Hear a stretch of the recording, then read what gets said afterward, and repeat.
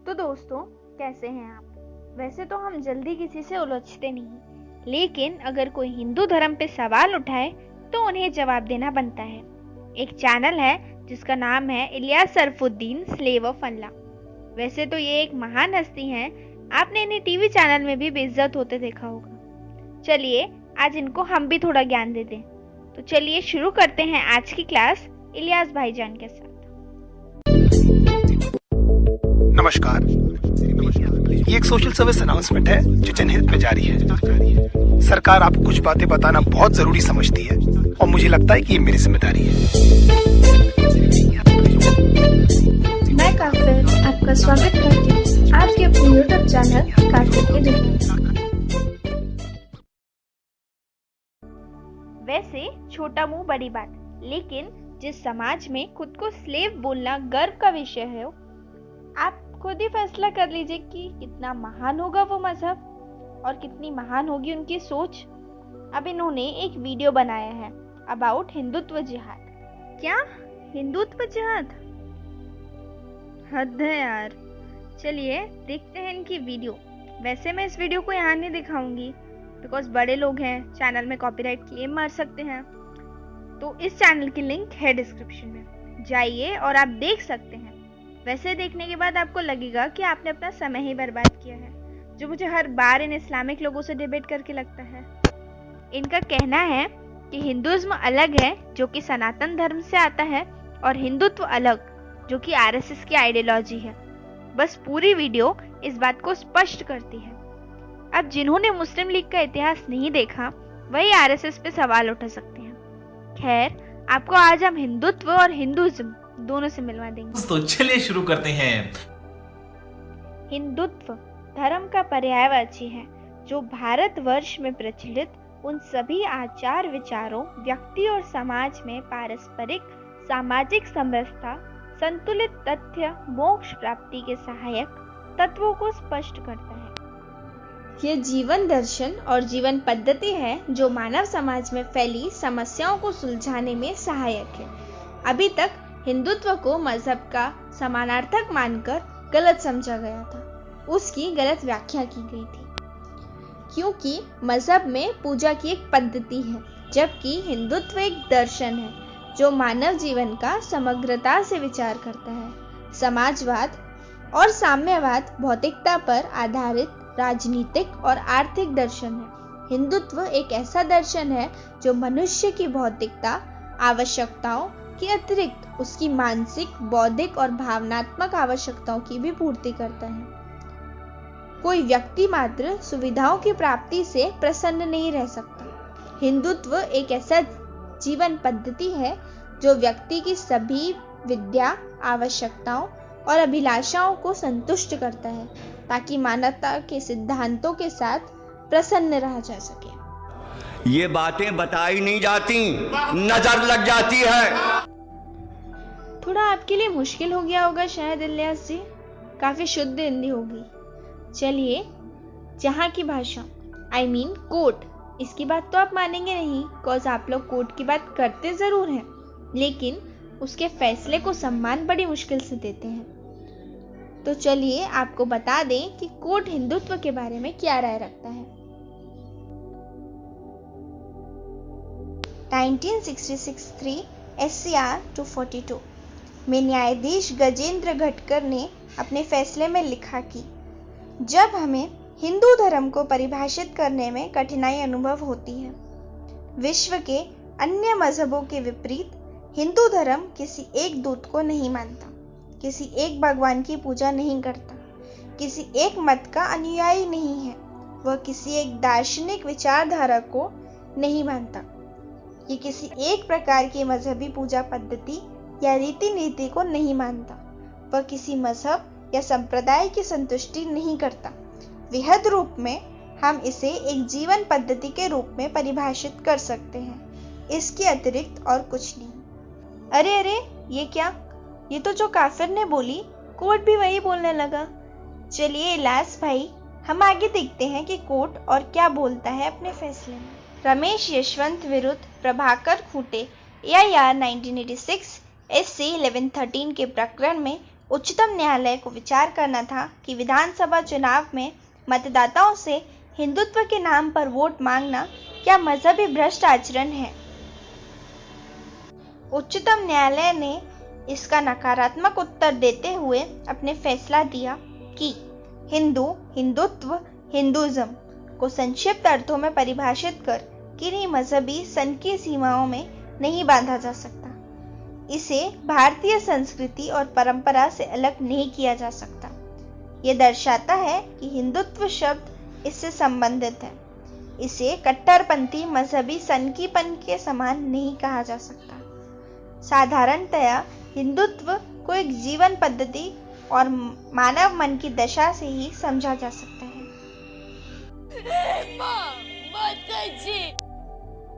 इलियास भाईजान, ये क्या?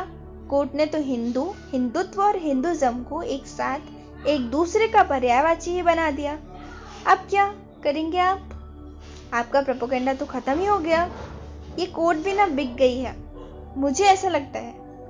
आइए एक और फैसला देखते हैं जहां कोर्ट ने साफ साफ शब्दों में हिंदुत्व को परिभाषा दी है।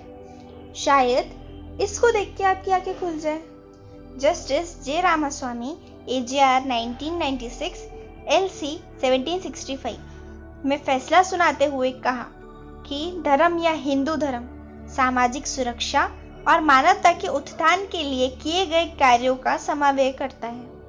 उन सभी प्रयासों का इसमें समावेश है जो कि उपयुक्त उपदेशों की पूर्ति में तथ्य मानव मात्रा की प्रगति में सहायक होता है। यही धर्म है, यही हिंदू धर्म है और अंततः यही सर्वधर्म संभव है। पैरा 81। अरे इलियास भाईजान, आप ठीक तो है ना? चलिए ये सब बात छोड़िए, आज आपको हिंदुत्व के कुछ लक्षण दिखाते हैं और ये हिंदू धर्म के सभी मानने वाले घरों में आपको मिलेगा। कृतज्ञता। वह देवताओं के साथ साथ अपने माता पिता, शिक्षक सबके प्रति आदर सम्मान रखते हैं और उनकी पूजा भी करते हैं। साथ ही साथ वह सभी जीव जंतु, पेड़ पौधों को भी आदर और सम्मान देते हैं, जो कि उनकी पूजा की प्रथा में भी साफ देखने को मिलता है। यही नहीं, दशहरे के दिन अपने सभी उपकरणों अथवा औजारों जिनसे हम जीविकोपार्जन करते हैं, उनकी भी उपासना करना इस बात का आधार है। परोपकार। दूसरों के प्रति सहृदय होना, विशेषकर उनके प्रति जिनको इसकी तत्काल आवश्यकता है।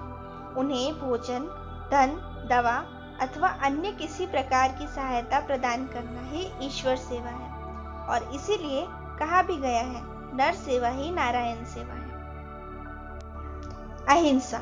साथ ही मनुष्यों एवं अन्य जीवित प्राणियों को शारीरिक अथवा मानसिक चोट नहीं पहुंचाना। यह गांधी जी की बात याद कर लीजिए, अहिंसा परमो धर्म। माता पिता के प्रति आदर का भाव रखना। शायद आपने श्रवण की कहानी सुनी होगी। स्त्रीत्व के प्रति आदर और सम्मान रखना। करुणा। मनुष्य सहित सभी जीवित प्राणियों के प्रति प्रेम एवं दया का भाव रखना चाहिए, क्योंकि उनमें से प्रत्येक में हमारी तरह ही जीवन होता है। सच्चा जीवन जीना, संयम रखना, पारिवारिक जीवन जीना और सबके प्रति आदर का भाव रखना। माता को ईश्वर समान सर्वोच्च अधिकार देते हुए सम्मान करना, ये है हिंदुत्व। सही पकड़े हैं। तो इलियास भाई जी, आप बोलिए, समझ आया आपको हिंदुत्व के बारे में?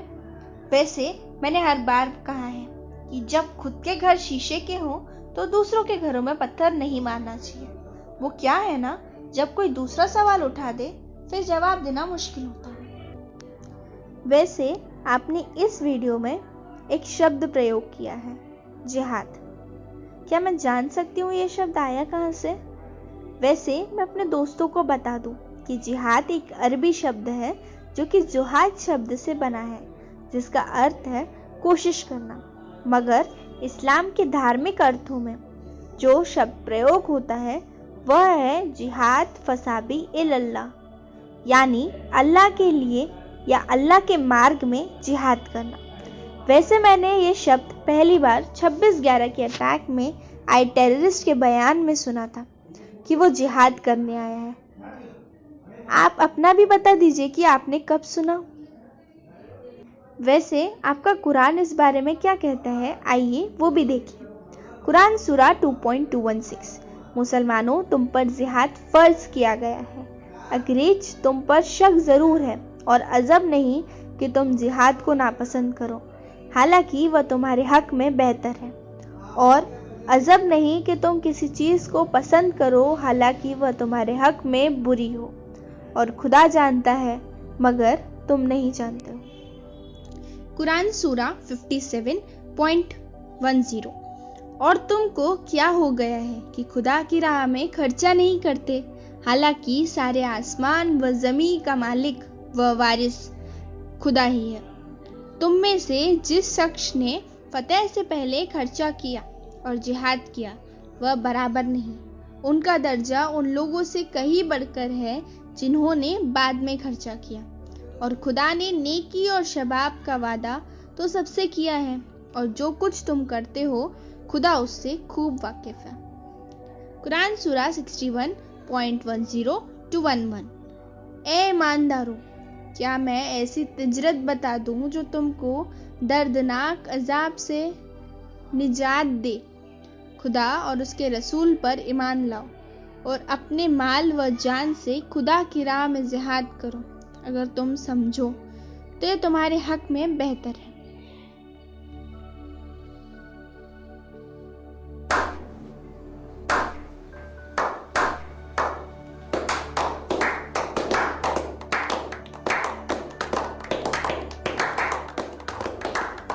मतलब हद्दी है खुद के मजहब की कुरीतियों को दूसरों के धर्म में डालने की कोशिश। मेरा एक सवाल है, यदि जिहाद खुद की बुराई से लड़ना होता है तो आप ही बता दो कि अगर कोई सिगरेट पीता है और वो इसे छोड़ना चाहता है तो वो इस जिहाद को नापसंद क्यों करेगा। ये बात अलग है कि वो इसे कर ना पाए, लेकिन मैं आज तक कोई भी ऐसा व्यक्ति नहीं देखी जो अपने अंदर की बुराई को खत्म ना करना चाहे और उसे नापसंद करे, मतलब कुछ भी। खैर आगे देखते हैं। कुरान सूरा 8.39, मुसलमानों काफिर से लड़ जाओ यहाँ तक कि कोई फसाद बाकी ना रहे, और बिल्कुल सारी खुदाई में खुदा की दीन ही दीन हो जाए। फिर अगर ये लोग नाबाज आए तो खुदा उनकी कार्रवाइयों को खूब देखता है। कुरान सूरा 47.20, और मोमिन कहते हैं कि जिहाद के बारे में कोई सूरा क्यों नाजिल नहीं होती, लेकिन जब तक कोई सही मायनों में सूरा नाजिल हुआ तो उसमें जिहाद का बयान हो, तो जिन लोगों के दिल में कोई मर्ज है तुम उनको देखोगे कि तुम्हारी तरफ इस तरह देखते हैं जैसे किसी पर मौत की बेहोशी हो। कुरान सूरा 4.84, ए रसूल तुम खुदा की राह में जिहाद करो और तुम अपनी जात के सिवा किसी और के जिम्मेदार नहीं, और ईमानदारों को जिहाद की तरकीब दो, और खुदा काफिरों की नेबत रोक देगा, और खुदा की नेबत सबसे ज़्यादा है, उसकी सज़ा बहुत सख्त है। कुरान सूरा 9.20, जिन लोगों ने ईमान कबूल किया और हिजरत इख्तियार की और अपने मालों से और अपनी जानों से खुदा की राह में जिहाद किया, वह लोग खुदा के नज़दीक दर्जों में कहीं बढ़कर हैं, और यही लोग फयाज होने वाले हैं।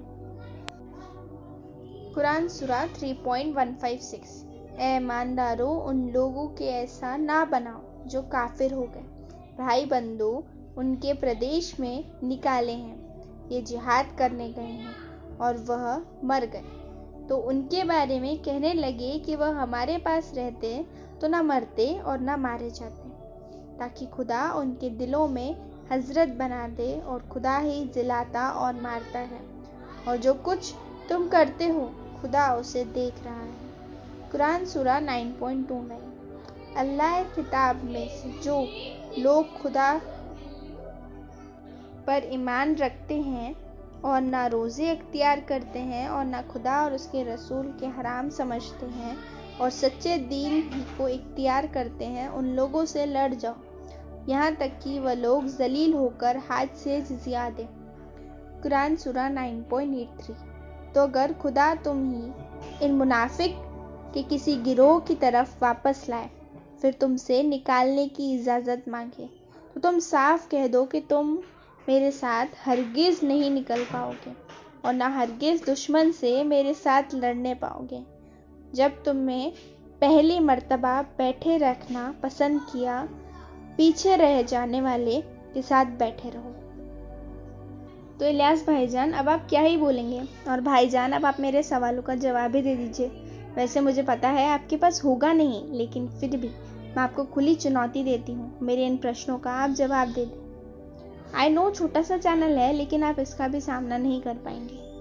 हिंदू शास्त्र में, वेद में, पुराण में, गीता, रामायण, महाभारत में जिहाद शब्द का जिक्र कहाँ है जो आपने इसे हिंदुत्व के साथ जोड़ दिया?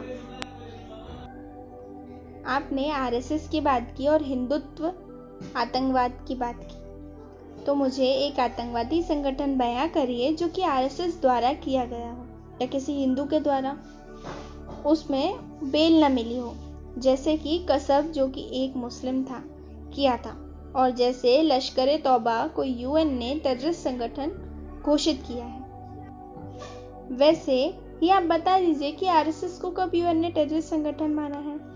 चलिए आपकी एक बात मान भी लो, 90% मुस्लिम टेररिस्ट नहीं होते, लेकिन क्यों 99% टेररिस्ट मुस्लिम होते हैं? वैसे आपने आरएसएस की देशभक्ति पे सवाल उठाया। शायद आपको गोवा, दादर और नागर हवेली विलय के बारे में नहीं पता। चलिए कोई ना, आपकी ये जानकारी मैं अगली वीडियो में पूरी कर दूंगी, लेकिन आप मुझे मुस्लिम लीग के बारे में बता दीजिए कि उन्होंने देश की आज़ादी के लिए क्या किया और क्यों भारत के 2 टुकड़े करवा दिए। चलिए आपके एक और लॉजिक को मान लूं कि अगर किसी पे जुल्म हो तो उन्हें हथियार उठाना चाहिए, तो ये बता दीजिए कि कश्मीरी पंडित जिनके ऊपर कश्मीर में अत्याचार हुए, उन्होंने कब हथियार उठाए, उनमें से कितने टेररिस्ट बन गए? और ये आप मानते हैं कि उन पे अत्याचार नहीं हुए क्योंकि उन्हें भी काफिर बना के उनके साथ जिहाद आपके मुस्लिम साथियों द्वारा ही किया गया था। तो भाईजान, अपनी प्रोपेगेंडा फैलाने से पहले थोड़ा तो सोच लिया कीजिए। जब मेरी जैसी अदनी सी यूट्यूबर आपकी ऐसी हालत कर सकती है, तो आप अगर किसी अच्छे नॉलेज वाले हिंदू से मिल गए तो वह क्या ही बोलेगा? वैसे भाईजान, आपको ये याद तो होगा ही।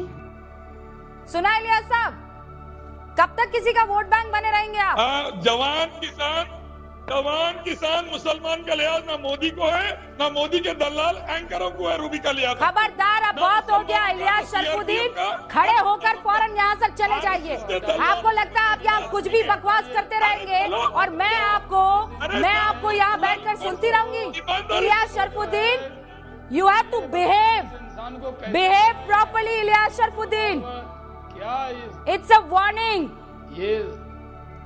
वरना मुझे पता है कि एक विंडो कम कैसे करनी है और आवाज कैसे कम करनी है। डिबेट की डेमोक्रेसी का नाजायज फायदा उठाएंगे तो मैं आपको आउट कर दूंगी। I will ask you to get out. इसने एक महिला एंकर को गाली दी। Gate out. ये इंसान, get up from your chair and get out. Ilyas Sharafuddin, I am asking you to get out of my debate. आप यहाँ बैठकर साधुओं को नंगा बुलाएंगे, यहाँ बैठकर आप एंकर्स को दलाल बुलाएंगे और मैं यहाँ बैठकर आपकी ज्ञान सुनूंगी। विंडो कम की जाए। Ilyas Sharafuddin, never ever will I debate with you until and unless you apologise.